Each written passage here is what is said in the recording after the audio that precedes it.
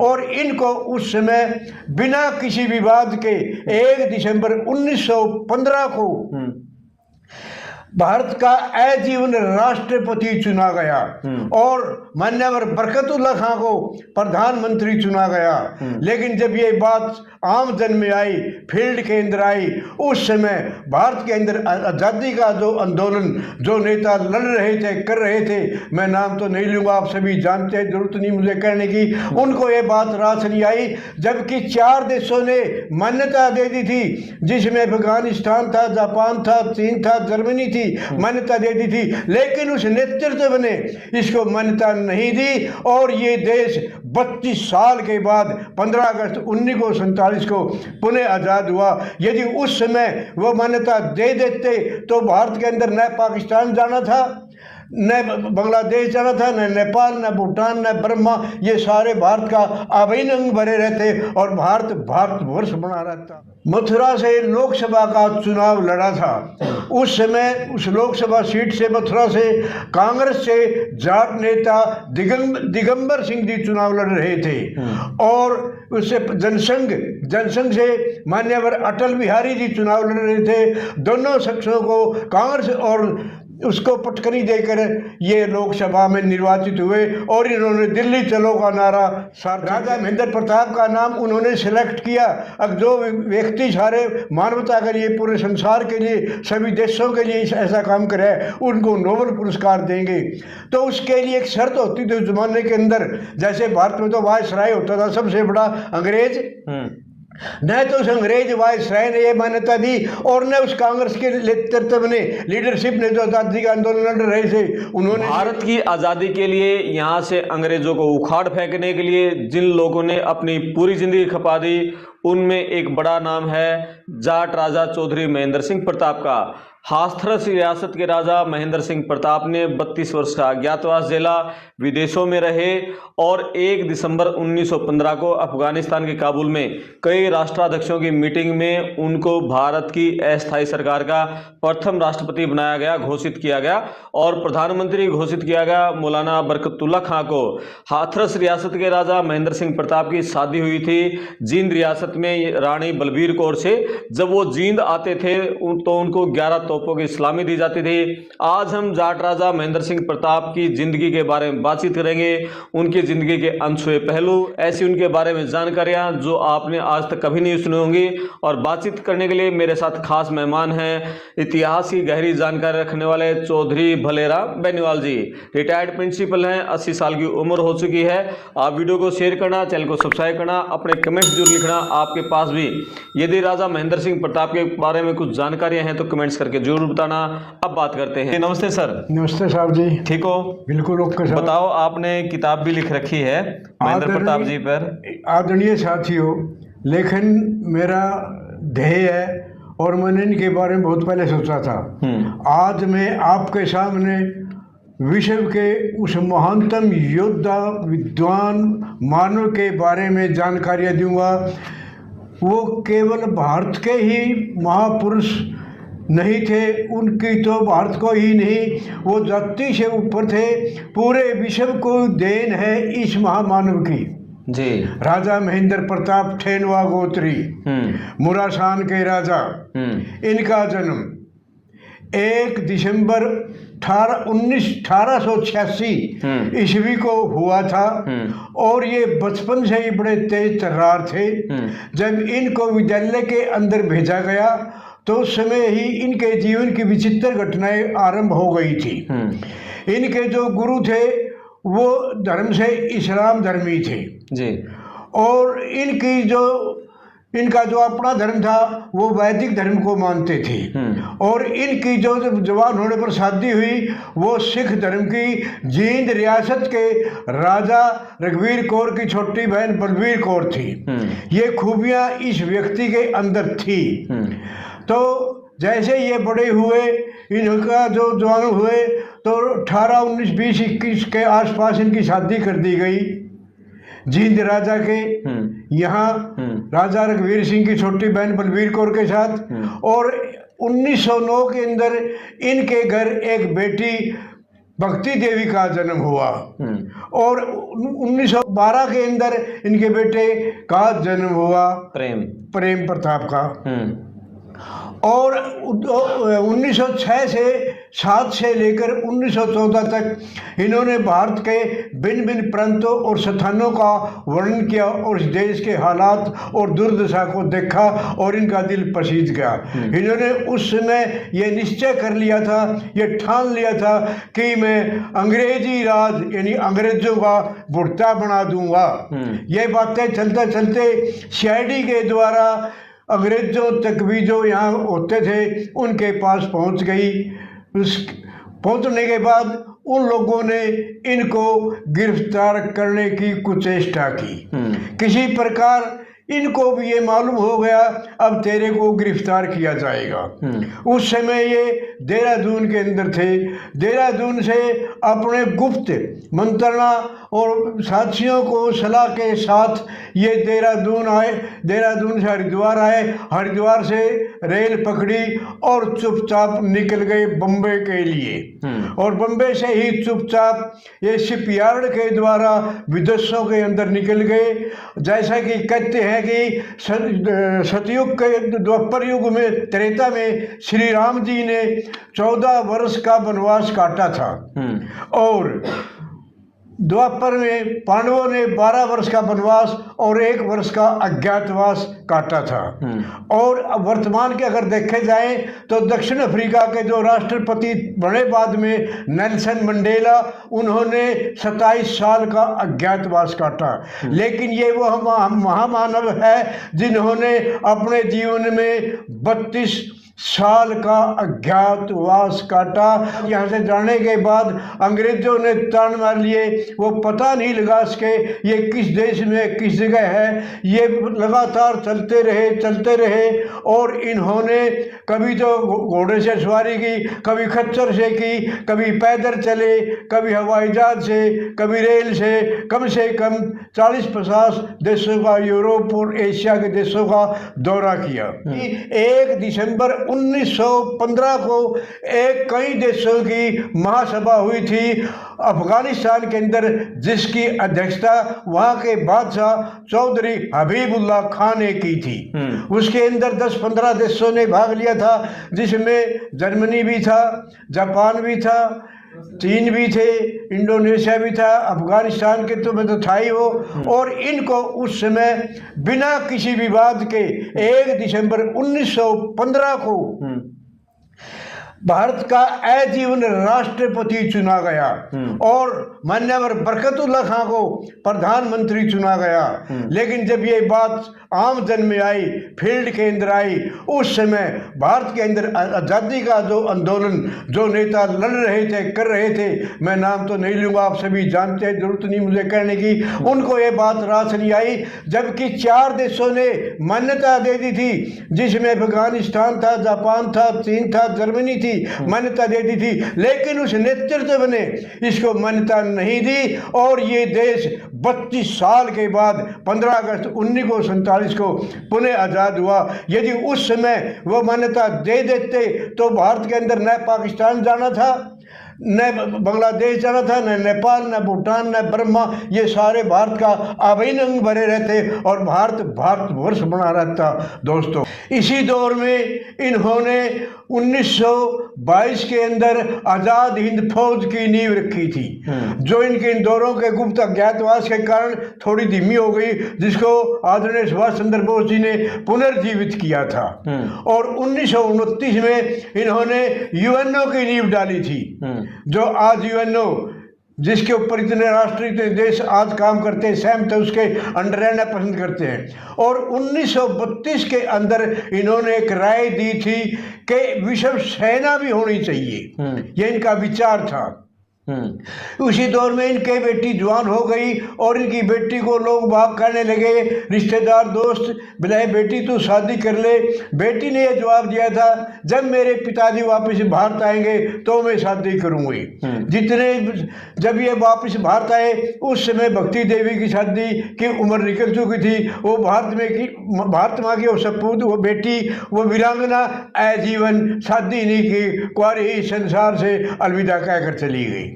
साथियों, उसी दौर के अंदर इन्होंने चीन की लोकसभा कह लीजिए, पार्लियामेंट कह लीजिए में भाषण देने वाले पहले विदेशी ये व्यक्ति, ये नेता थे महेंद्र प्रताप जी। इन्होंने चीन की लोकसभा के अंदर भाषण दिया था और इन्हीं को इस दौरान में जापान के लोगों ने उस समय उनका जो अवार्ड था उससे इनको सम्मानित भी किया था।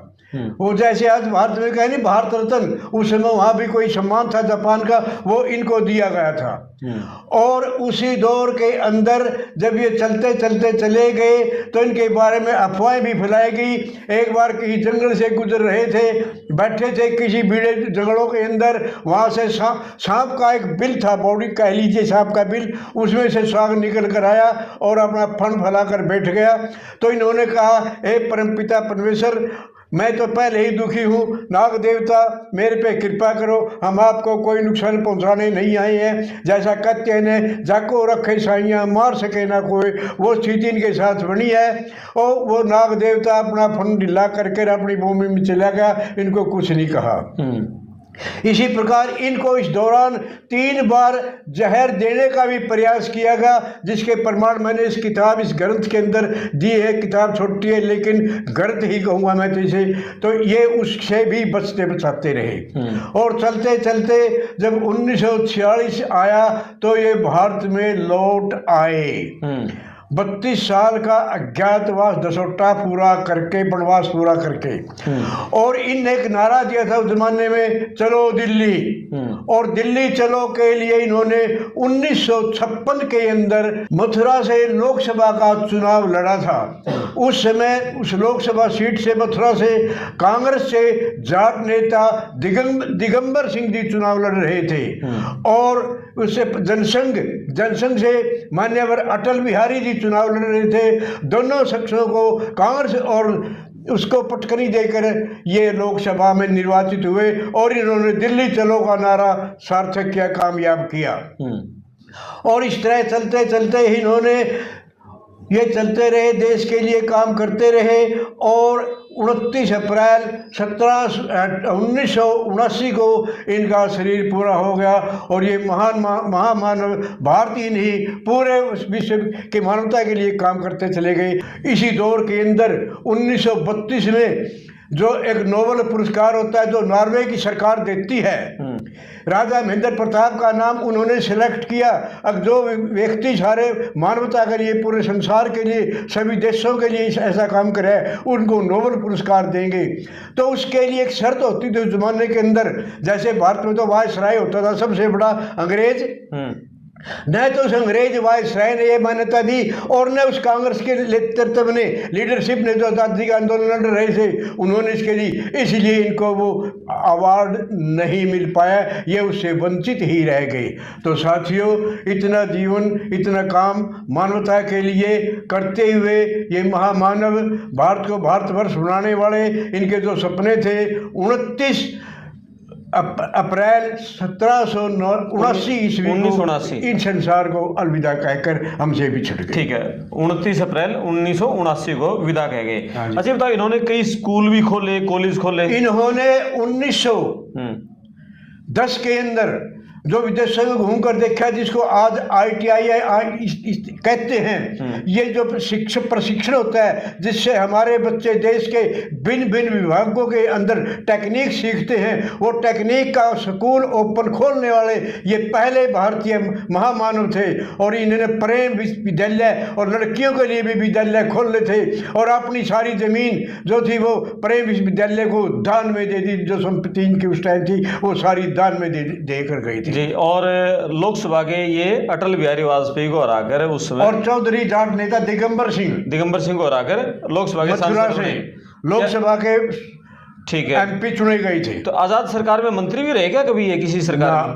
मंत्री नहीं रहे। जहाँ तक मैं पढ़ पाया उनकी जीवनी के बारे में, ये कभी मंत्री नहीं रहे। जी जी जी जी, लेकिन लोकसभा में जरूर पहुंचे। ठीक है, लोकसभा में पहुंची ने अपना ध्येय जो था दिल्ली चलो MP बनकर वो नारा पूरा किया। और ये बताते हैं कि जब वो जींद आते थे अपनी ससुराल में, उसमें 11 तोपों की सलामी दी जाती थी इनको। जब ये अपने ससुराल में आते थे तो ये बिंदु मैंने कहा कोनी आते थे, जिनमें बताया ना इनकी पत्नी सिख थी, वो भी उसी जाति की थी, वो भी उसी जाति का था, एक ही कुल था, कोई फर्क वाली बात नहीं, जाति वही थी, सिर्फ धर्म संप्रदाय का फर्क है। तो जब यहाँ जींद के अंदर आती थी तो इनको 11 तोपों की सलामी भी दी जाती थी, इनका इतना सम्मान था।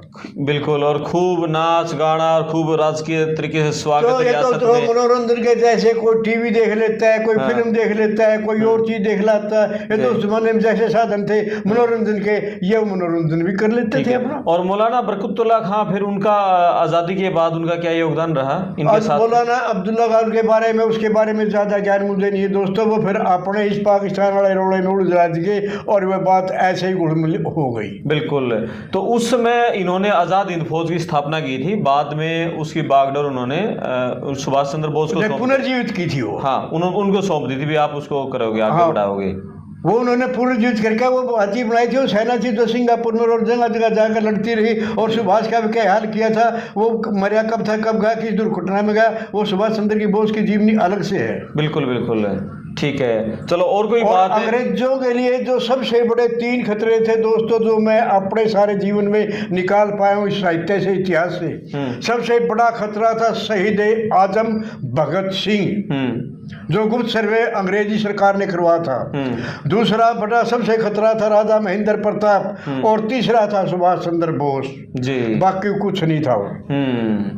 बिल्कुल, और इन तीनों को आज़ाद भारत की सरकारों ने महत्व नहीं दिया, ये जितना मिलना चाहिए था, जितना सम्मान महत्व मिलना चाहिए, तो नहीं मिला। जो सम्मान इस महामानव को, हाँ, जिसने भारत के लिए ही नहीं पूरे विश्व और पूरी मानवता के लिए काम किया, हर क्षेत्र में किया, चाहे शिक्षा थी, चाहे रक्षा थी, चाहे सम्मान था, सभ्यता संस्कृति, इसको तो पूरे भारत को जो देना ही चाहिए था। विश्व के देशों ने भी काफी ने इनको वो सम्मान, वो स्थान, वो उपाधि मरणोपरांत दे देनी चाहिए थी। बिल्कुल बिल्कुल, ठीक है। और एक और बात बताओ, एजुकेशन के बारे में इनका जो योगदान है, हाथरस का जो आसपास का इलाका है वो आज यदि शिक्षित है तो बहुत बड़ा योगदान इन्हीं का है उसमें। जो उस क्षेत्र में जो आज उत्तर प्रदेश में पड़ता है, अगर भारत में शिक्षा के हिसाब से प्रतिशतता निकाली जाए, 23 व्यक्ति, बच्चे, लड़कियां, बेटे और बेटियां जो होती है उसी क्षेत्र से होते हैं, क्योंकि वहाँ शिक्षा का इस गुलामी के दौर में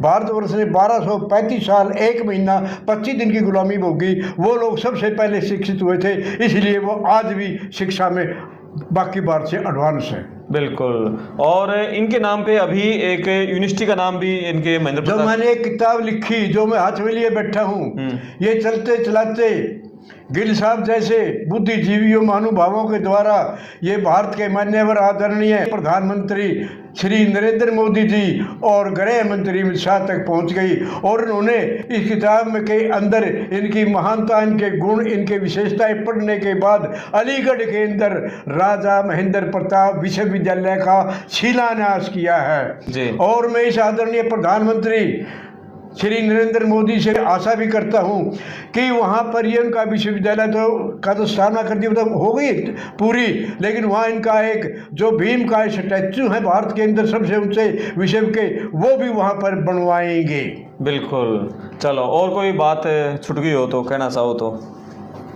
देश के बारे में और मोदी जी के बारे में ना इन्हीं के बारे में, राजा महेंद्र प्रताप के बारे में। इनकी तो दे नहीं थी, जितनी तारीफ करे उतनी ही कम पड़ती है इनके, ताकि नतमस्तक हम तो क्या है, इनके पैरों की धूल के समान। क्या इनको कोई सरकार ने सम्मान, ये जो पद्म सम्मान, पद्मश्री, ये भी कुछ दिया इनको? जहाँ तक मेरे को ध्यान है इनको अभी तक कुछ नहीं दिया। अब वो पहली यूनिवर्सिटी ही बनी है इनके नाम के ऊपर, और आगे मोदी जी कुछ करेंगे जी, मुझे ये यकीन है पूरा, क्योंकि वो जो महामानव जो भारत को भारत बनाने की चेष्टा जो कर रहे हैं, भारत विश्व गुरु था, विश्व सम्राट था, सोने की चिड़िया थी, उस दिशा में मोदी जी बढ़ रहे हैं और इनको भी वो स्थान वो सम्मान अवश्य में भी देंगे, मुझे 100% यकीन है। ठीक है। अच्छा, तो खुलासा ही कर दो ना, कौन ऐसे लोग थे उस समय जब इनको अस्थायी सरकार का राष्ट्रपति चुना गया था अफगानिस्तान काबुल में, तब कौन लोग थे यहाँ जिन्होंने ये तो आपके अंदर भी बुद्धि है साथ है। उस समय देश की आजादी की लड़ाई को कौन कौन लोग नेतृत्व कर रहे थे?